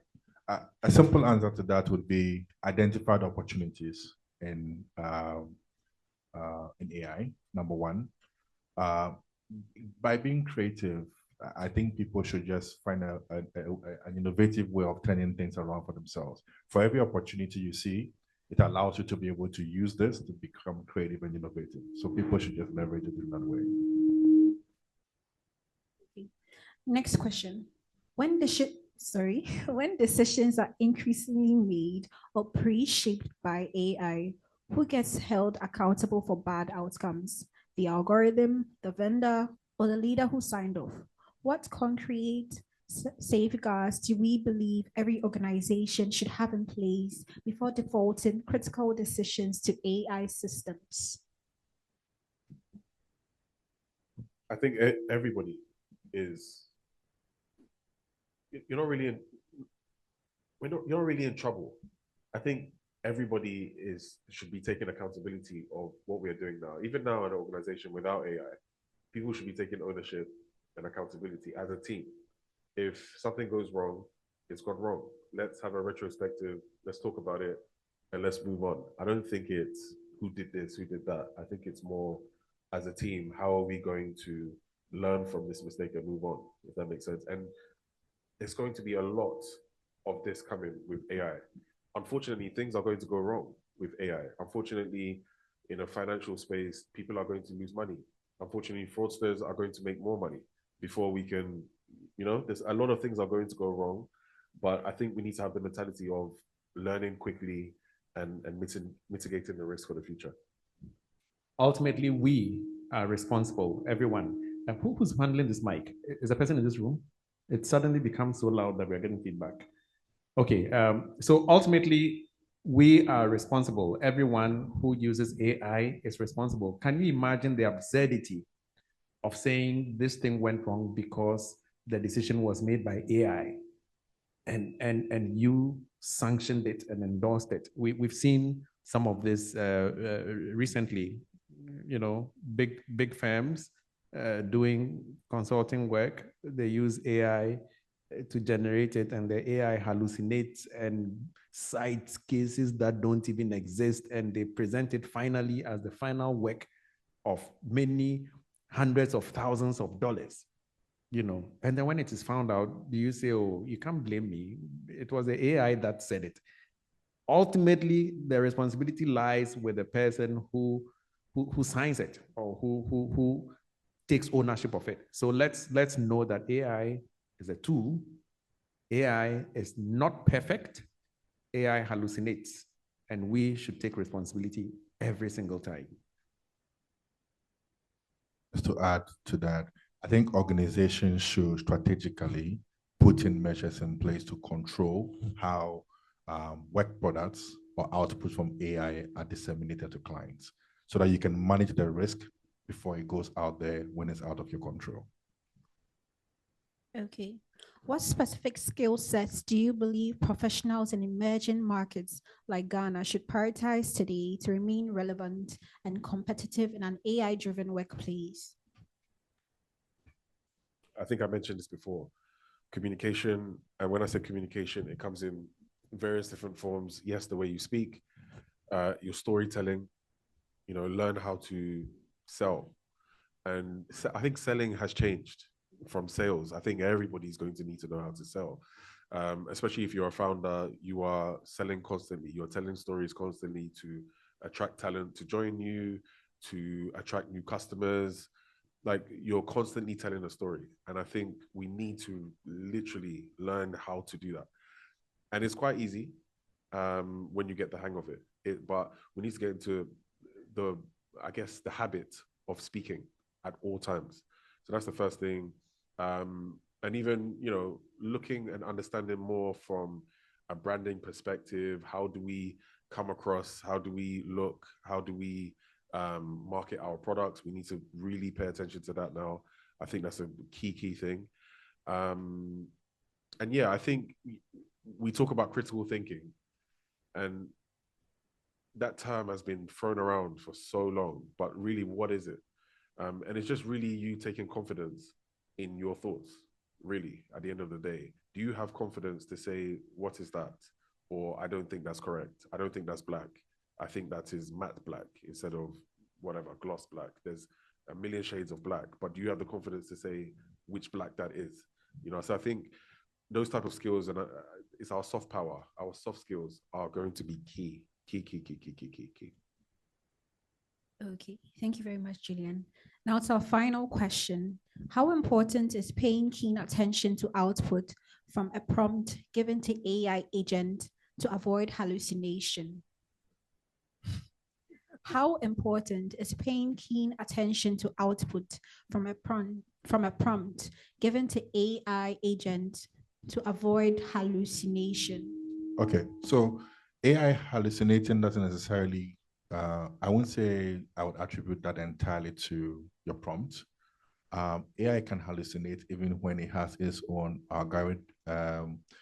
engineering challenges, network challenges, when it doesn't even understand what you've asked it to provide. So it can hallucinate at any point in time. But I think it is important to focus on the prompt you give AI, so that it can be able to give you an output that really helps you to understand and gain the best and the most out of what you want. So it's important to focus on how you write a prompt. I mean, now people go to one AI and say, give me this prompt, write it for me. They take it to another AI engine and say, produce the output for me. And yet to a third AI to say, fact check what the previous AI did. There are ways around this, but we must always remember that the hallucination is real.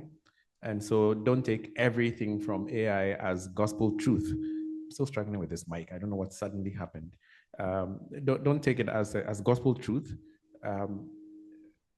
Find ways of verifying. If it's something you already know, then of course you can look at it and determine. If not, go a step further, depending on the sensitivity of the material. Like the example I cited earlier, when a consulting firm was given work to do and they simply shipped it to AI did. And AI, the language, the formatting, it looks really, really like well done. And so they looked at it and they said, oh, this looks like any other work we've ever done before, and carried it to the client. The client was government. So we still have the responsibility to double check the outcomes or the outputs of our prompts. If we are not sure, you can use another AI and yet another AI, or fact check. Sometimes you can ask it to give you the sources of the information, and they will list it, and you can go and verify for yourself, just so you do not embarrass yourself. All right. So it's your responsibility to fact check. Okay. All right, thank you very much. Thank you to our amazing panelists for such insightful information. To our audience right here, please, do we have any questions? Are we good to go? Yes, please.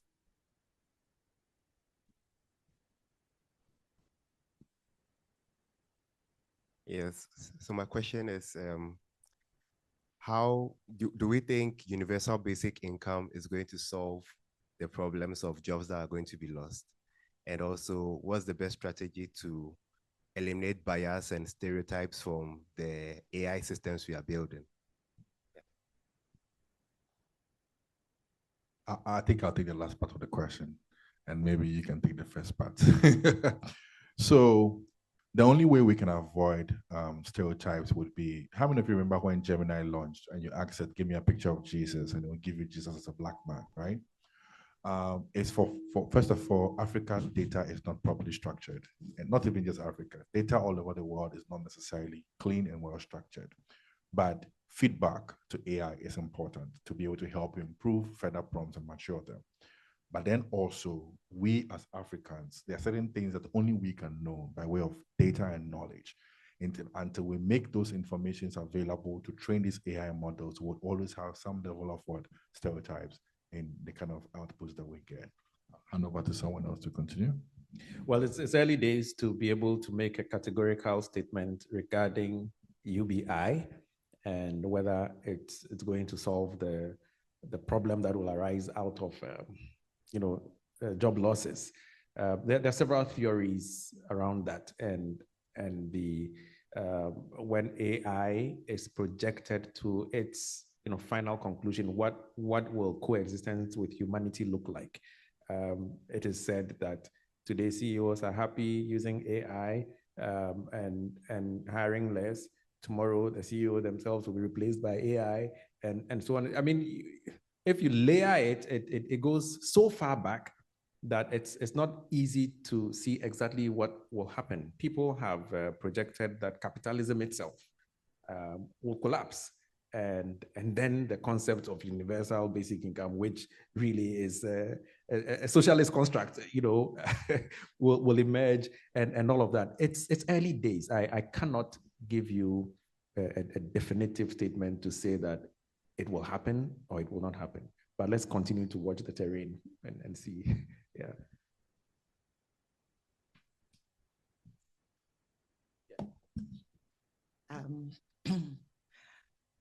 Looking at the people in the room and probably those online, I think I'm maybe the oldest person here.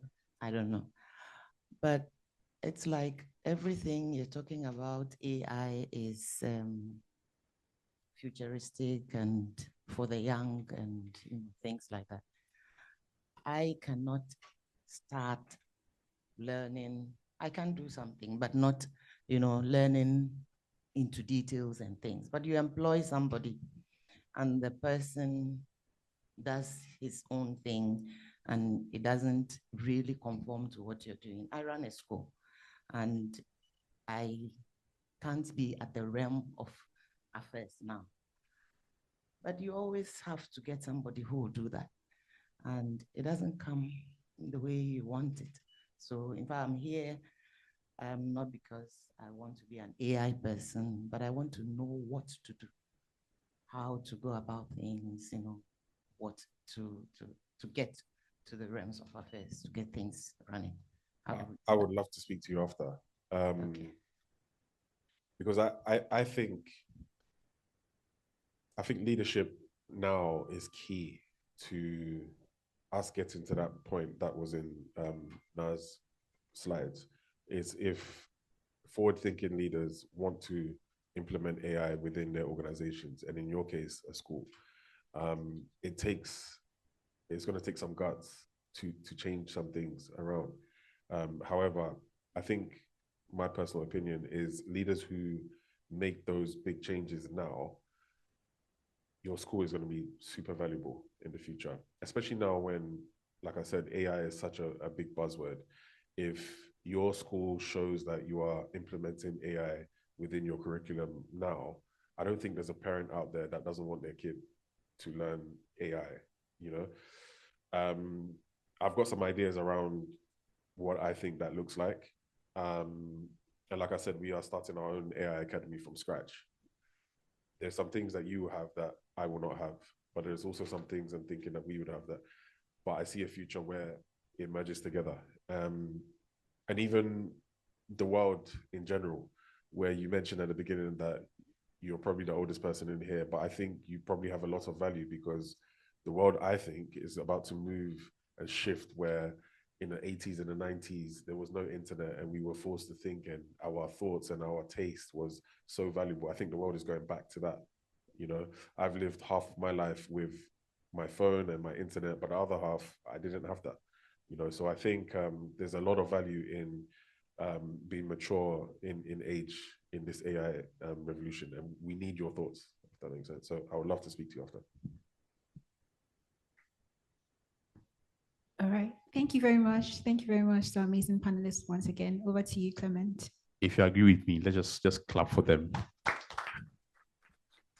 We couldn't have put together a much better team than we've empaneled for this particular session. Many, many thanks for coming. So like we've heard, there's so much opportunity with AI, but at the same time in scaling, we have to scale responsibly and then be able to deal with the risk that comes with it. At this point, we are almost coming to the end of today's session so soon. We invite Shegid Lai from the UK Ghana Chamber of Commerce to give us the closing remarks.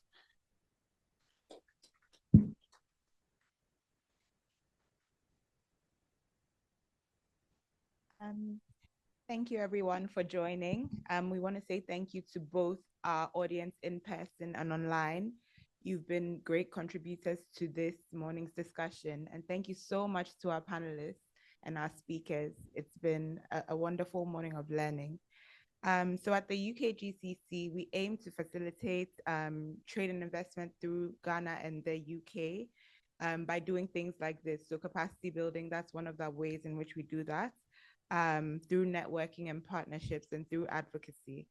And this digitalization seminar is one of our capacity building initiatives, which we hope to run with EY as a series. So we look to having more of these mixture of virtual and in-person events.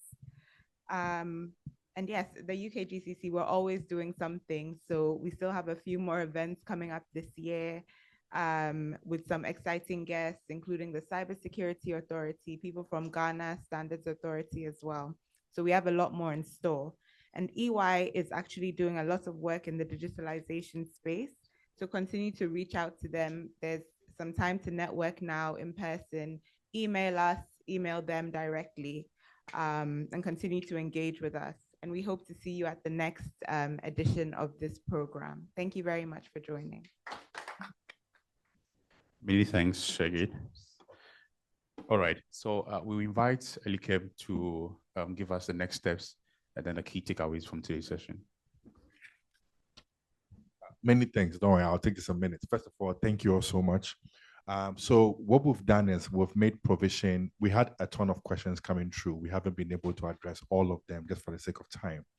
So we have a drive. The link will be placed on UKGC's social media portals, as well as EY social media portals. So what it contains is the presentations that were made by Nabia, highlights of some of the key discussions that were made by the panelists as well, and then maybe a few more materials about what the next step should be, and some documents that you can leverage in your own personal endeavor.